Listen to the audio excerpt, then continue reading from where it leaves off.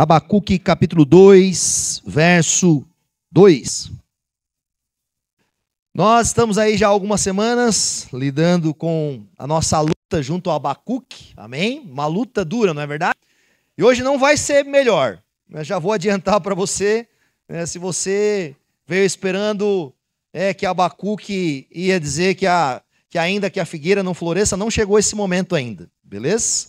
Abacuque vai chegar lá, mas por enquanto precisa passar por alguns lugares.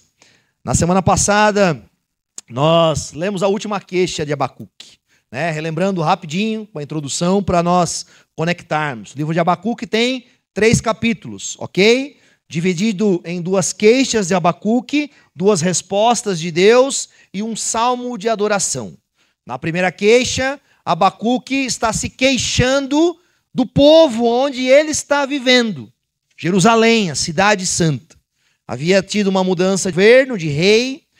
Muitos reis foram maus, corruptos e pagãos, que traziam incredulidade, traziam, de certa forma, idolatria para dentro do reino.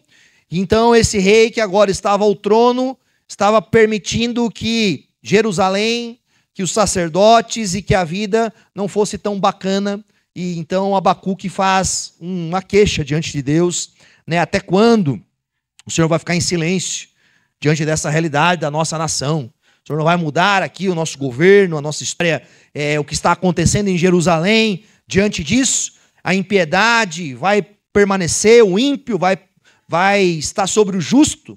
Aí Deus então responde a Abacuque, dizendo que Deus não ia mudar aquela história do jeito que Abacuque queria, mas Deus ia mandar o povo Babilônia para de alguma forma exercer um juízo sobre Jerusalém, e era um povo maldoso, com características que o texto falou para nós. E aí então a segunda queixa de Abacuque já não está mais em relação ao que está acontecendo em Jerusalém, mas com o que o Senhor tinha falado. Abacuque fica um pouco preocupado. Então, por que toleras o perverso? O Senhor vai mandar uma nação perversa diante da gente? Você vai mandar um povo ímpio aqui, que na mente de que era um povo melhor do que eles? Abacuque está perguntando a Deus, por que a justiça seria exercida daquela forma? Abacuque estava preocupado, mas ele leva diante do Senhor as suas preocupações. E o último verso que nós lemos na semana passada, que é o capítulo 2, verso 1, nós lembramos que Abacuque, após queixar-se de Deus, ele fala que ele ficaria no posto de sentinela e tomaria posição sobre a muralha, aguardando para ver o que o Senhor me dirá. Resposta terei à minha queixa. E hoje nós vamos ver a resposta de Deus. Se Abacuque estava lá em cima da muralha ainda aguardando, a resposta de Deus chegou. Deus vai responder a Abacuque. Qual que era a crise de Abacuque? A crise de Abacuque, em essa medida, é: até quando o mal vai existir? Até quando esta realidade difícil da vida, da existência humana vai existir? E Deus então vai respondê-lo, ok? Vamos ler o texto? Nós vamos ler hoje alguns versos. Nós vamos ler do verso 2 até o verso 20. Mas eu quero adiantar uma coisa já para todos nós, para ficar aí claro a todos nós. É um texto grande, mas em certa medida lidando com assuntos coiguais, mas tem um assunto central no texto que nós vamos falar semana que vem. O verso 4 e o verso 5, que vai estar falando especificamente o verso 4, o justo viverá pela sua fidelidade. Eu vou terminar o sermão de hoje fazendo um apontamento dele, ok? E na semana que vem nós vamos só falar sobre o que é justificação pela fé, à luz do profeta Abacuque. E aí vamos enumerar os textos do Novo Testamento, entender um pouco a historicidade reformada da justificação pela fé, e vamos nos abranger um pouco mais nesse tema, porque eu creio que ele é extremamente importante, e não dá para nós fazermos numa breve pincelada hoje no texto. Então nós vamos terminar na justificação pela fé e semana que vem mergulhar na justificação pela fé. Beleza? Tranquilos quanto a isso? Vamos em frente. Abacuque, verso 2. Nós vamos ler agora, primeiramente, do 2 até o 11, e depois nós vamos ler do 12 ao 20, na segunda parte. Então o Senhor me respondeu: escreva claramente a visão em tábuas, para que se leia facilmente, pois a visão aguarda um tempo designado. E ela fala do fim, e não falhará. Ainda que demore, espere-a, porque ela certamente virá e não se atrasará. Escreva: o ímpio está envaidecido, seus desejos não são bons, mas o justo viverá pela sua fidelidade. De fato, a riqueza é ilusória, e o ímpio é arrogante e não descansa. Ele é voraz como a sepultura e como a morte, nunca se satisfaz. Apanha para si todas as nações e ajunta para si todos os povos. Todos esses povos um dia rirão dele, com canções de zombaria, e dirão: ai daquele que amontoa bens roubados e enriquece mediante extorsão. Quando isto continuará assim, não se levantarão de repente os seus credores? Não se despertarão os que fazem tremer? Agora você se tornará vítima deles, porque você saqueou muitas nações. Todos os povos que restaram o saquearão, pois você derramou muito sangue e cometeu violência, e contra a terra, cidades e seus habitantes.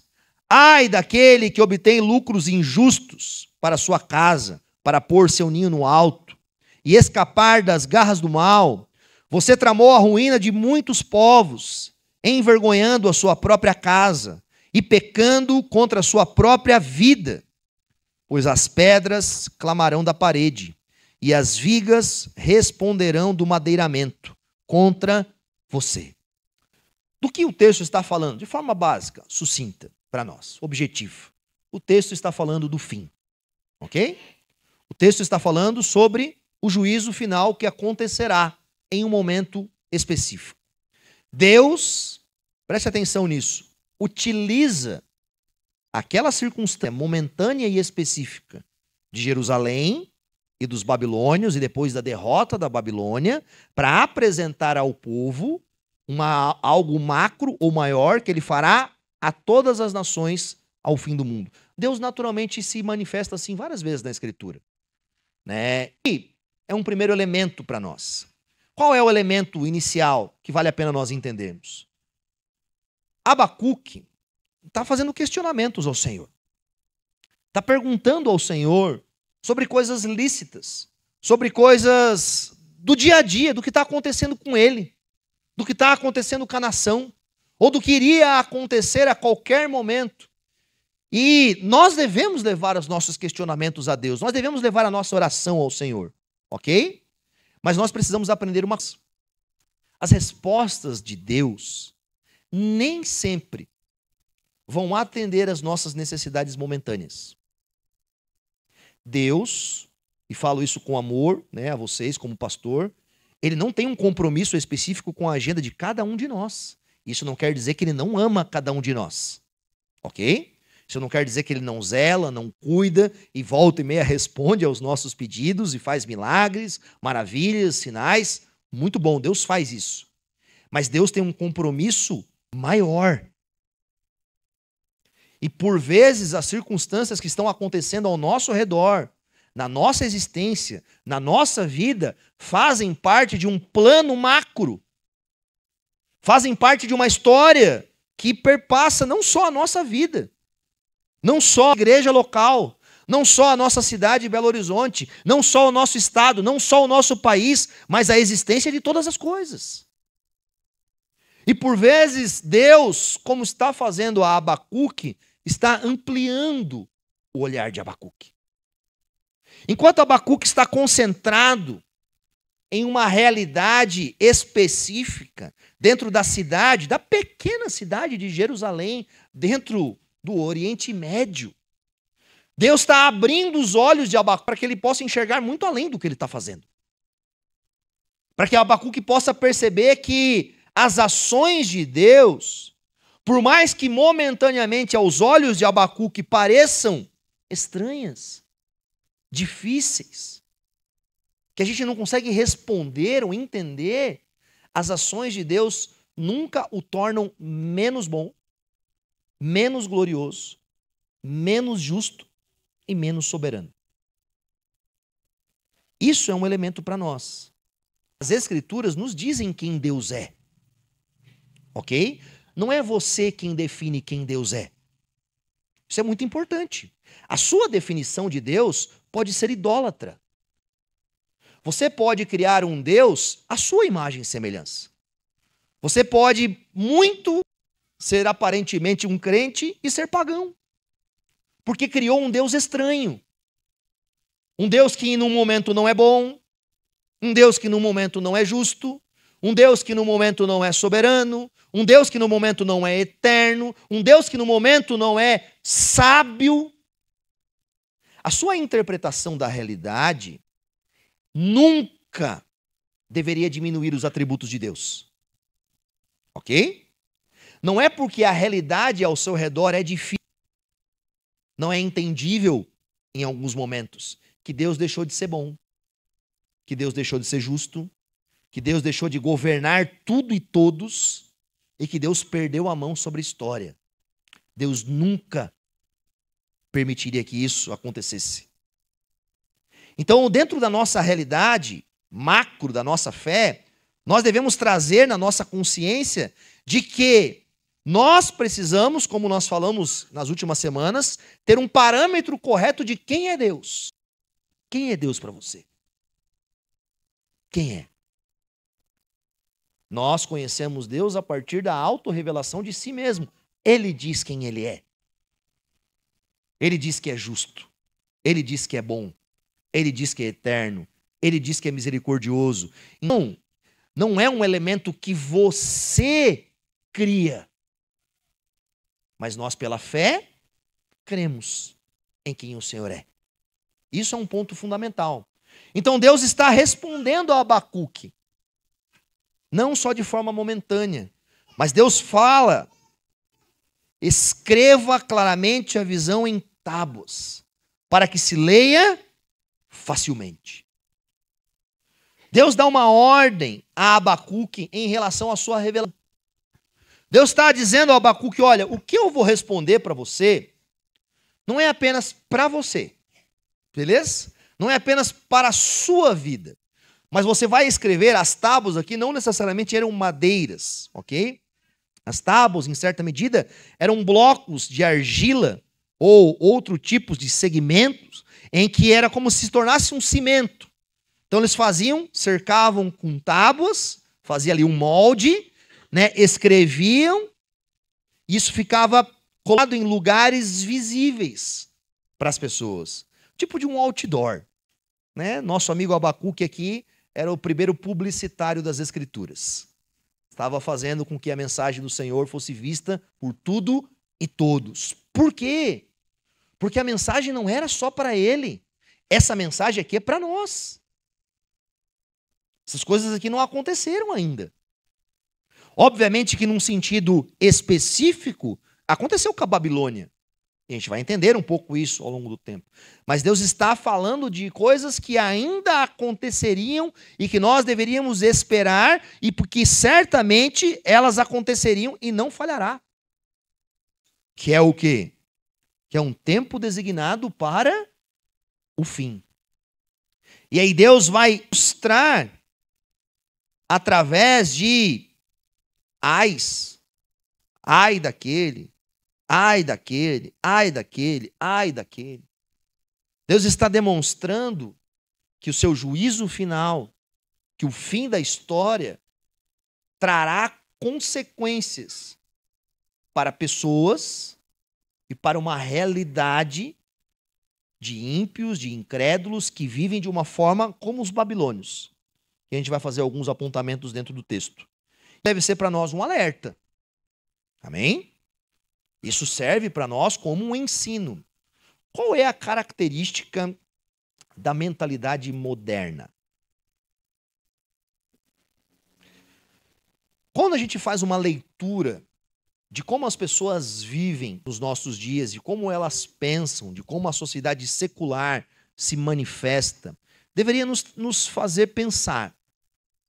O pensamento moderno, o pensamento filosófico, talvez, ou outra realidade moderna, traz consigo uma realidade de que nós somos donos da nossa própria vida, que a imoralidade não é mais imoralidade, e que um sentido completo arranca-se de nós, ou da sociedade, ou das pessoas, um juízo futuro. Quando você muda a concepção de verdades absolutas, quando você muda a concepção do que é certo, do que é errado, quando você dá uma disposição mental de uma forma macro na sociedade, em que as pessoas podem e devem e são livres para fazerem, desejarem, pensarem ou viverem da forma com que elas bem pensam diante disso, o fundamento que se tira é um fundamento futuro. Esse pensamento nihilista, esse pensamento em que não haverá juízo, em que nós vivemos e morremos aqui, a nossa vida não tem amanhã, não tem nada, comamos e bebamos que amanhã morreremos. Essa é a realidade moderna. Não é a realidade bíblica. Amém? Não é a realidade bíblica. A realidade bíblica não traz esse pensamento de aniquilação, de que não há um futuro, de que não há um juízo, de que não prestaremos contas diante do Rei da Glória. A realidade bíblica é que um dia todos nós estaremos diante do trono do grande juiz. E nós não deveríamos perder isso de vista. Nós não deveríamos cair numa mentalidade pós-moderna em que traz a nós uma destituição de um juízo final e eminente. Aliás, a Bíblia fala muito sobre o juízo final. A Bíblia fala no Novo Testamento, no Antigo Testamento, nos profetas, nos salmos, nos livros de narrativa, em vários momentos. Jesus fala várias vezes sobre isso. Jesus, em vários momentos, no seu sermão, por exemplo, escatológico, nas suas disputas com os fariseus, Jesus está apontando para um fim, para um momento onde que Deus executaria o seu juízo eterno. E nós não podemos perder de vista essa realidade. Eu quero olhar um pouco, então, para o que aconteceria com a Babilônia, que é um exemplo, como uma sombra, do juízo final. Abacuque vai fazer esses paralelos entre o ímpio e o justo. Ele vai olhar para a Babilônia, Deus, obviamente vai falar para Abacuque, vai falar de algumas características daquele povo. Ai daqueles que amontoam bens roubados. Antes disso, ele fala que a riqueza é ilusória. Fala que o ímpio nunca se satisfaz. Presta atenção em algo do texto muito importante para nós. Uma das características da impiedade moderna, que é um resultado de todos os tempos, é uma insatisfação contínua. Aquele que não tem o seu coração transformado, ou aquele que não compreendeu perfeitamente a graça do Senhor, a bondade, a benevolência, a salvação, a justificação pela fé, o que o Senhor fez na nossa existência, que a Bíblia fala inúmeras vezes, que quem pode nos separar do amor de Deus, não há mais condenação, isso. Quem não compreende essas verdades absolutas, continua sendo uma pessoa insatisfeita. Continua correndo atrás de vento o tempo todo. Ele precisa tentar produzir uma satisfação superficial. Seja através de drogas, seja através de relacionamentos, seja mudando de emprego, seja mudando de roupa, seja mudando de igreja, seja mudando disso, mudando disso, mudando disso. Uma insatisfação contínua. É um reflexo da impiedade. Eu quero fazer um apontamento pastoral aqui hoje, breve. Bem claro para nós.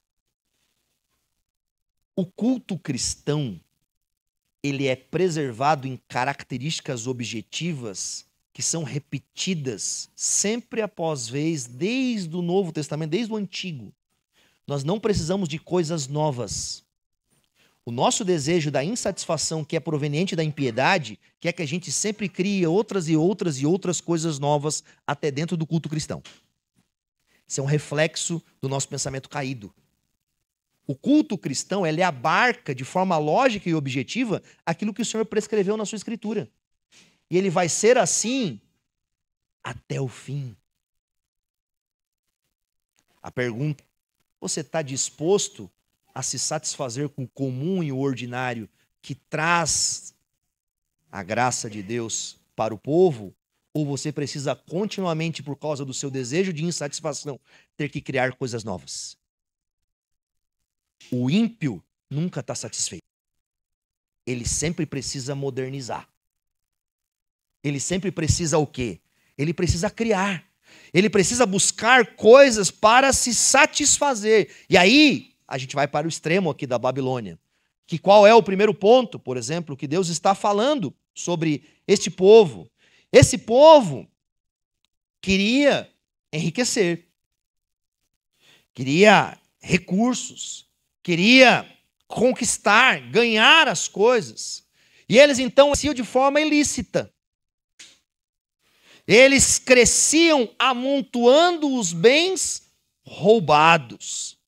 Ou seja, eles olhavam de forma pecaminosa e usavam da sua força, conquistando vitórias, matando pessoas, para o quê? Para enriquecer. E aqui é um ponto para nós muito importante. Não há problema nenhum em termos recursos, não há problema nenhum em você ser rico ou prosperar, mas há um grave problema onde a Bíblia aponta que o enriquecimento de forma ilícita não traz bênção. Aquele povo estava debaixo de maldição.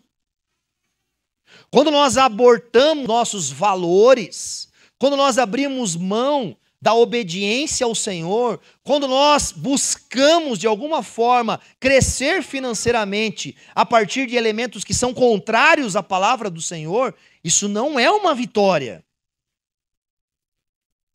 Isso não é bom. Ok? Não é bom sonegar impostos, não é bom fazer negócios para que você única e exclusivamente faça com que o outro saia prejudicado. Não é bom. Não é bom usar das pessoas para benefício próprio. Não é bom usar dos outros para enriquecimento ilícito. Não é bom. E, aliás, Deus faz um paralelo. Aqui a gente vai ver, aqui é uma poesia. Né? Elas são 5 poesias ali que tem as suas estrofes. Às vezes no português a gente não entende muito a realidade. Mas ele está falando, olha, você que enriqueceu amontoando, roubando dos povos... Sabe o que vai acontecer no juízo final? Os povos vão rir de você. Aqueles que você tomou de assalto, todos os povos que restaram um dia vão te saquear. O texto está falando. É um paralelismo poético. Mostrando para nós que o quê?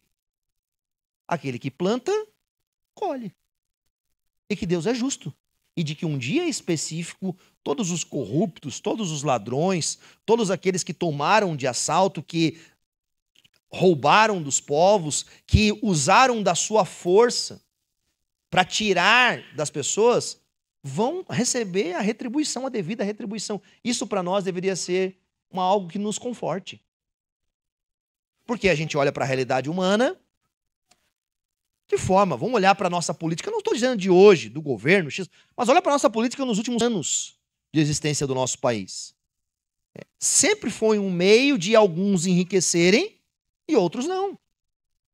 Sempre criou-se um sistema de segurança e enriquecimento para alguns através dos espólios da guerra. E o que a Bíblia fala para nós, por exemplo, é que se essas pessoas fazem isso com má intenção, de forma equivocada, elas um dia receberão a retribuição. Mas presta atenção em um ponto aqui, importante isso. A Bíblia não está dizendo para nós que todas as pessoas receberão a devida retribuição em vida. A Bíblia não está falando isso. Mas ao mesmo tempo ela fala que alguns receberão em vida, mas ela não assegura que todos receberão em vida a retribuição negativa. Existem pessoas que, infelizmente, vão viver na impiedade, vão viver na corrupção, vão viver no roubo e vão morrer como se tudo tivesse sido bem até o fim da vida delas. Ou você nunca viu isso acontecer? E essa é a nossa crise. Por que é essa a nossa crise? Porque essa pessoa tem que ser julgada. Porque ela tem que pagar pelo que ela fez. Não é verdade? Mas quantos ímpios, corruptos e mal governantes e ladrões talvez viveram uma vida aos nossos olhos aparentemente boa. E morreram. Talvez até bem aos olhos dos outros. Mas o fato é que, a gente vai entender um pouquinho isso mais à frente. Não é porque eles morreram sem receber a retribuição que um dia eles não receberão. O juízo de Deus é diferente do nosso juízo. O juízo de Deus distingue-se do nosso. Do verso 9 diante, o texto bíblico está falando sobre ai daqueles que obtêm lucros injustos para sua casa, para pô-la como um ninho alto. Qual que é a ideia? A Babilônia era praticamente um lugar intransponível. Eles estavam alto, tinham muralhas de cerca de 20 metros de altura, ninguém conseguia entrar lá, e o sentimento da incredulidade deles é que eles haviam roubado tanto, adquirido tanto, e construíram para eles um reino intransponível que de forma nenhuma ninguém poderia alcançar, como uma águia que constrói o seu ninho no alto de um monte, de uma árvore, de um lugar que ninguém chega. Essa, por vezes, é a rede do ímpio. Às vezes ele constrói uma suposta segurança de que ninguém vai alcançá-lo lá. De que a justiça não vai alcançá-lo. Porque talvez ele está ali em volta dos principais da justiça. E ele construiu a sua casa num lugar que ninguém alcança. Ou seja, ele colocou a sua segurança mediante essa ambição orgulhosa em um lugar em que nunca poderia ser derrubada. E aí o texto bíblico fala para nós, no verso 11, que as pedras clamarão da parede. Primeiro, ai, você roubou os povos vão voltar contra você e vão rir de você. Segundo, ai, você construiu a sua vida numa suposta segurança através dos seus bens, através da sua casa, através das suas muralhas, através, talvez, do condomínio que você vive, do lugar onde você está na sua pretensa segurança. E Deus fala de forma poética, as pedras da parede clamarão. Você lembra como que a Babilônia caiu?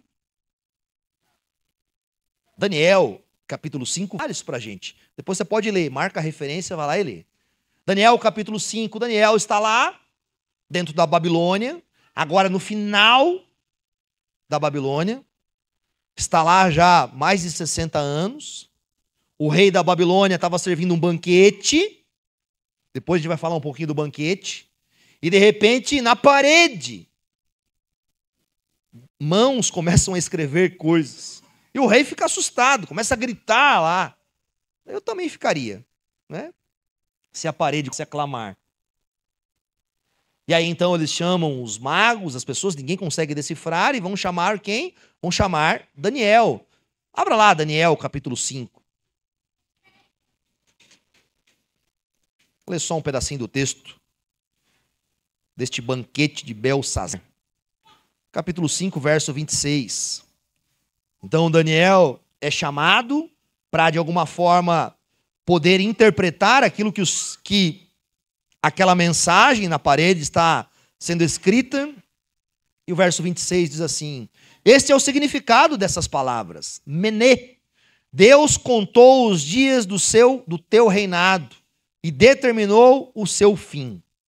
Tekel, foste pesado na balança e achado em falta. O reino foi dividido e entregue aos medos e persas. É interessante que a gente olha para a circunstância daquela suposta segurança de que o rei havia colocado sobre o seu reino, sobre o seu palácio, sobre as suas muralhas, e elas agora parece que estão clamando o juízo sobre ele. E naquela noite, no ano 539 a.C., enquanto o rei se embriagava utilizando as taças do templo de Jerusalém, o rei da Babilônia levou os espólios de guerra dos povos que ele conquistou para dentro do seu palácio. E ele deu um banquete regado a muitas bebidas. E enquanto eles se agavam à custa dos espólios de batalha, o grande rei da Pérsia contratou um engenheiro, talvez temos aqui alguns engenheiros dentro de nós, que desviou o rio, olha que legal, e lançou o rio diretamente na cidade da Babilônia, destruindo as muralhas, entrando dentro da cidade, inundando a cidade ao ponto dos soldados não poderem nem levantar uma espada para lutar contra eles. Quando o exército dos medos e dos persas, que eram dois povos, adentraram a Babilônia, a maioria do povo já tinha morrido afogado. As paredes tinham caído sobre eles. As muralhas tinham caído sobre eles. Ou seja, aquela pretensa segurança que eles haviam colocado como uma posição intransponível foi o quê? Foi o meio pelo qual Deus fez o juízo sobre eles. E o texto que nós estamos lendo também fala sobre estas questões muito claras. O povo babilônio, quando invadia uma cidade, pegavam os seus reis, os seus governantes e embriagavam eles. Davam bebidas fortes para eles tomarem. E eles caíram justamente da mesma forma com que eles queriam derrubar os outros povos. A embriaguez deles, a decisão equivocada deles de se lançarem em vícios, em orgias, levou eles à ruína. Ai daquele que fica uma cidade com sangue. Interessante que o Senhor faz outra aplicação para nós. O Senhor diz que o fogo iria consumir. Que aquelas coisas que nós construímos, que são feitas não para a glória de Deus, que são feitas de forma corruptas, as obras que não glorificam ao Senhor, elas serão a lenha que irá queimar no dia do juízo de Deus. Somente será preservado as coisas que estão conforme os decretos e os desejos do Senhor. Então tome cuidado para não edificar a sua vida através das que não tem nada a ver com a vida do Senhor. A não sustentar a sua vida através de elementos que são passageiros, superficiais, que são palha, lenha e coisas simples que vão queimar. Essa é a realidade. Após a derrubada da Babilônia, eles incendiaram também a cidade. Destruíram ela. Não sobrou nada do que eles construíram. E eu fico pensando em nós. Será que o juízo do Senhor, no fim dos tempos, revelará que aquilo que aqui a gente construiu vai se manter para a eternidade ou vai desaparecer?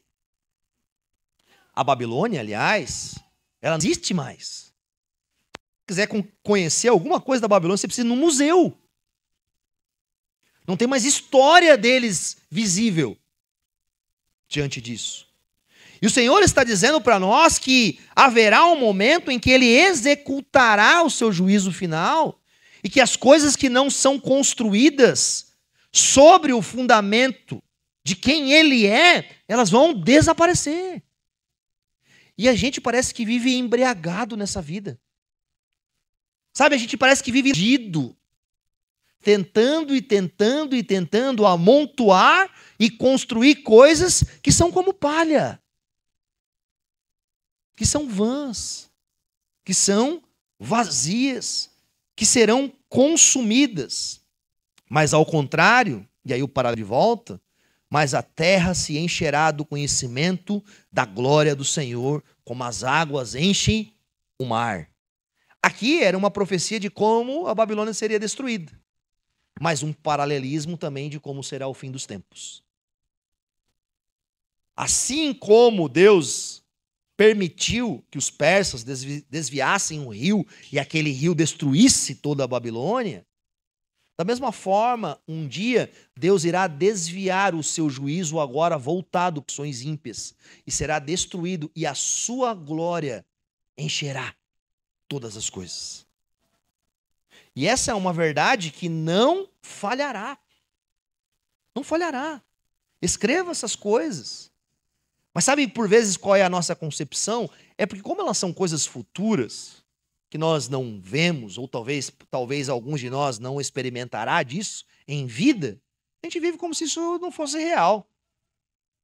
Sabe, como se isso fosse apenas um sonho de uma noite. Não, isso é verdade.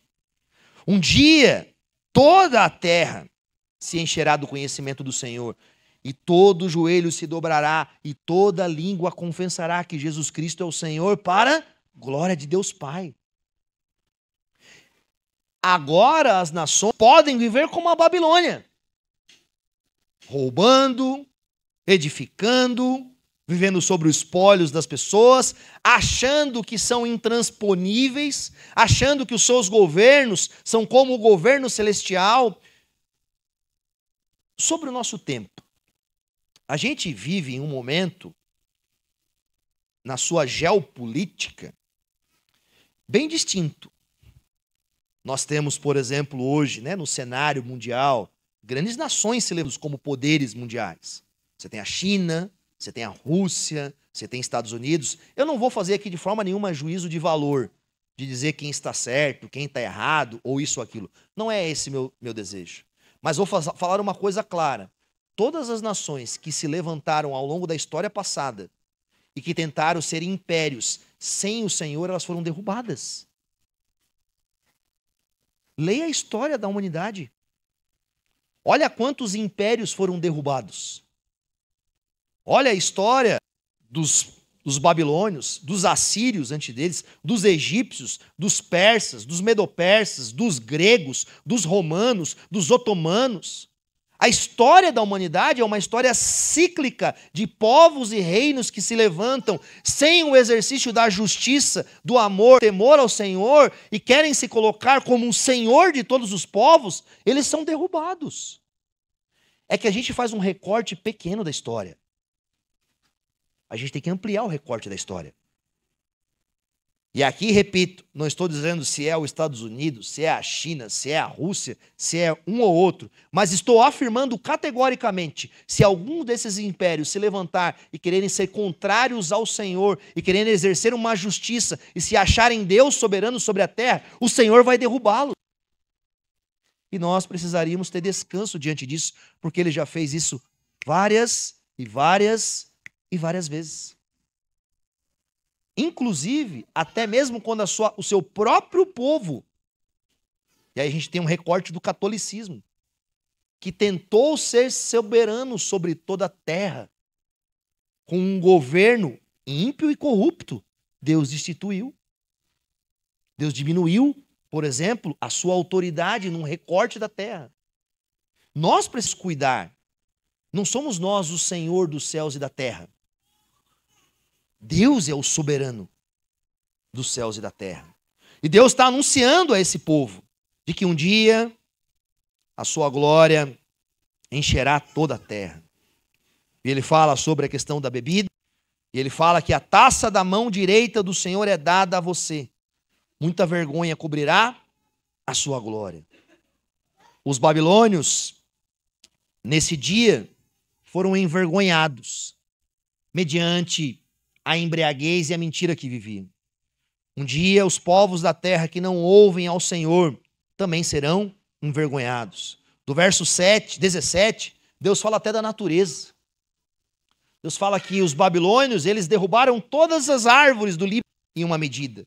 Usaram a natureza, mataram os animais, ou seja, o exercício das coisas criadas, quando também não são para o benefício e a honra do Senhor, Deus exercerá justiça sobre isso também. Nós recebemos a natureza para exercermos domínio sobre ela, mas sempre lembrando que todas as coisas criadas por Deus, seja o homem criado à sua imagem e semelhança, e seja até mesmo as coisas criadas para trazerem a lembrança de quem Deus é, se foram utilizadas, por exemplo, de forma indevida, incorreta, como os babilônios usavam, não é possível que em um momento específico Deus não julgue. E nós devemos ter cuidado, porque aquele povo foi julgado disso. Mas o verso 18 e o verso 19 é o ponto central do texto. E qual é o ponto central do texto? A idolatria. Roubar dos povos, ser corrupto, querer edificar a sua casa com os espólios do outro, gerar sobre os outros povos vergonha, embriagá-los, ridicularizá-los. Qual era o grande centro que levava eles a fazerem isso? O pensamento que eles eram superiores a qualquer deus, nação, que eles eram mais justos do que todos, ou mais soberanos do que todos, eles eram idólatras. A idolatria é o pecado que o Senhor mais combate dentro das Escrituras, e ela é a fonte e a razão básica de todos esses outros ais. Talvez você possa pensar, ufa, graças a Deus, eu não sou idólatra. E talvez você pense, por exemplo, que única e exclusivamente a idolatria tem com adorar imagens de pau, pedra, gesso, que não deixa de ser idolatria, porque elas não são oniscientes, elas não são aqueles que respondem a nós. Há apenas um mediador entre Deus e os homens, e este é Jesus Cristo, a Bíblia fala. Mas a idolatria é mais profundo do que isso. A idolatria é mais intensa do que isso. A idolatria é sustentar no nosso coração a ideia, por exemplo, de que nós podemos e devemos viver sem que haja uma percepção futura de que há um Deus soberano sobre nós, onde o nosso dinheiro é o nosso ídolo, onde os nossos recursos é o nosso ídolo, onde a nossa casa é o nosso ídolo, onde nossa família é o nosso ídolo, onde nossos bens é o nosso ídolo. A idolatria é colocar qualquer coisa criada no lugar do Criador. E a Bíblia chama isso de loucura. Paulo vai falar isso em Romanos, que aqueles homens eram loucos, que ao invés de adorarem ao Deus Criador dos céus e da terra, adoraram imagens. Criavam deuses à sua própria semelhança. E o Senhor abomina a idolatria. Leia o Antigo Testamento. Qual o elemento que o Senhor está condenando o tempo todo, vez após vez no Antigo Testamento? A idolatria. Por quê? Porque a idolatria rompe de forma clara o nosso senso de relação, dependência, adoração e glória a Deus. E quantas coisas no nosso coração se tornam ídolos. Eu já falei, e eu gosto de repetir sobre isso, para talvez firmar no nosso coração. Como que a gente tem um diagnóstico da idolatria no nosso coração? Como? Frustração, ansiedade, medo, insegurança. Quando você colocou esse objeto aqui como um ídolo, seja o seu dinheiro, seja o seu tempo, seja a sua agenda, seja as suas coisas, aí de repente aquele objeto, ou aquele tempo, ou aquele recurso é tirado de você. Como você fica? Frustrado, triste, chateado, se afasta de Deus. Um ídolo nunca entrega o que promete. E qualquer coisa, além de Deus, colocada como o único objeto de uma satisfação perpétua do nosso coração, sempre vai nos entregar frustração.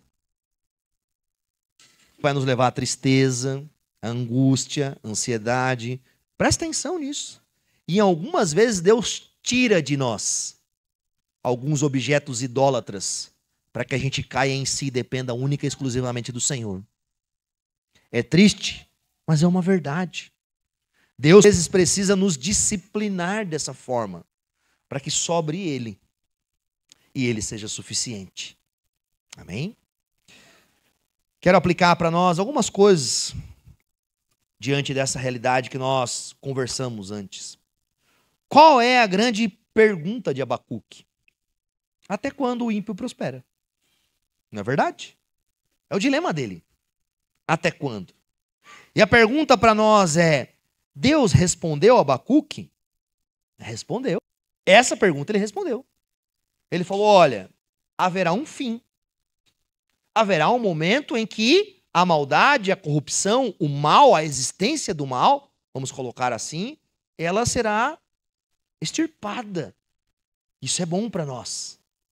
Mas qual é a nossa luta diante da realidade do mal? A nossa luta, né, para quem esteve nos grupos de comunhão essa semana, uma pergunta talvez difícil que nós fizemos lá, é a ideia de como que nós temos essa compreensão entre o exercício da justiça de Deus e o exercício da nossa justiça. Vamos olhar primeiro a nossa justiça, ok? Qual a diferença de nós, ou a nossa justiça e a justiça de Deus? Primeira delas, nós não enxergamos todas as coisas. Ele é sempre o quê? Limitado. Nós não conseguimos nós não temos olhos como chamas de fogo, que é tudo ver. Então, quando nós vamos julgar uma certa circunstância, qual é a nossa limitação? É uma limitação visível. Beleza? Por isso que, agora, presta atenção, porque a Bíblia não nos diz para nós não exercermos juízo. Não podemos então fazer juízo nenhum. Não, de maneira nenhuma. A Bíblia levanta esferas de autoridade como a família, como o Estado, como o líder eclesiástico, como patrões para exercerem algum tipo de autoridade, e eles exercem juízo diante disso. E aí a Bíblia nos ajuda a fazer de forma correta. Termos testemunhas. Provérbios vai dizer que nós devemos ouvir todas as partes antes de tomarmos conclusão. Ou seja, há um exercício da realidade de uma justiça que nos é chamada, mas a nossa limitação é factual. Mas nós não devemos deixar de fazer, mas devemos ter cuidado. Porque podemos enxergar apenas um elemento e não olhar a realidade macro. Segundo elemento, em relação, por exemplo, à nossa justiça. Nosso coração pecaminoso.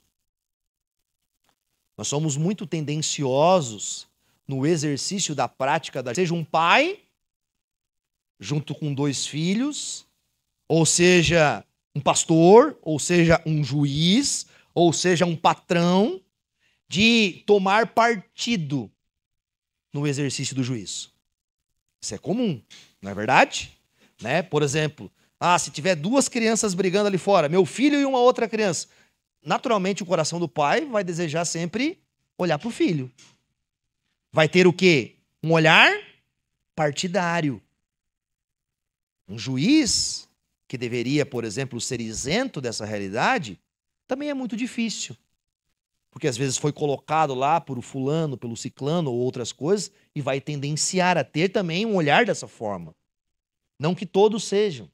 Mas há uma realidade dentro até da nossa própria cultura, em que nós temos apreço e temos coisas que nós gostamos mais e gostamos menos.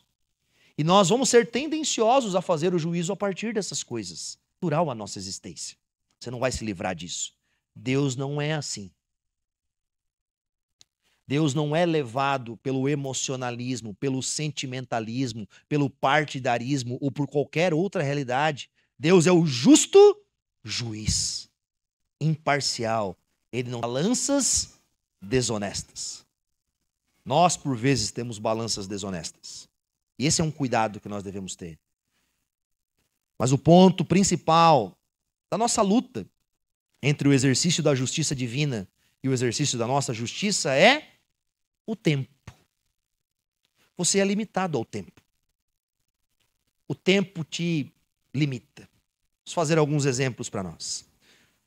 Imagina que você está aqui nesse ambiente e ali fora, naquela sacada. Você viu que aquela sacada é o nosso cenário de filme sempre, né?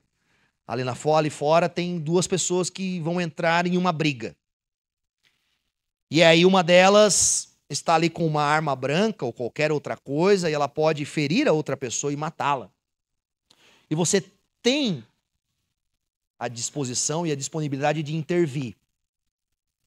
Mas você não faz e fica sentado vendo o acontecimento. E aí aquela pessoa morre. Ao mesmo tempo, temos um exemplo de um acidente de trânsito. Você saiu com seu carro acelerado, meio descuidado, atropelou e matou alguém. E você fugiu do lugar.